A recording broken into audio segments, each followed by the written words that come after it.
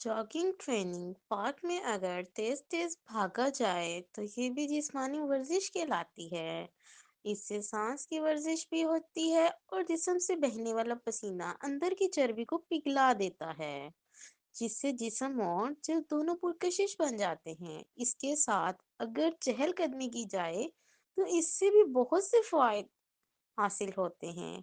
अगर आप किसी काम से अपनी तवज्जो खो रहे हैं तो चहलकदमी करें, यह आपके दिमाग को पुरसुकून कर देगी।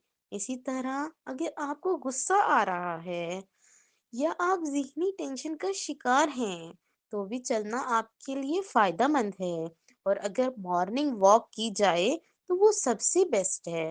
एक तहकीक के मुताबिक, जो लोग दिन में कुछ वक़्त पैदल चलकर गुज़ारते हैं, इनमें गुस्से का अंसर कम हो जाता है।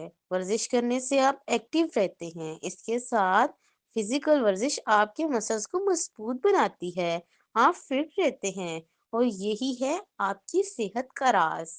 मेरा नाम है अलहया और मेरा आज का मैसेज है कि जैसा कि आप लोग देख सकते हैं कि मैं भी अभी पार्क में मौजूद हूँ और जैसा कि आप देख सकते हैं कि सब लोग ही अभी वॉक कर रहे हैं, तो मैं भी डेली 3 किलोमीटर्स वॉक करती हूँ और इसी वजह से मैं फिट हूँ। और मैं आपको यही मैसेज कहना चाहूँगी, यही कन्वे करना चाहूँगी कि आप लोग भी रोज़ाना एटलीस्ट 3 किलोमीटर्स वॉक किया करें, आपकी सेहत इससे बहुत अच्छी रहेगी। ठीक है।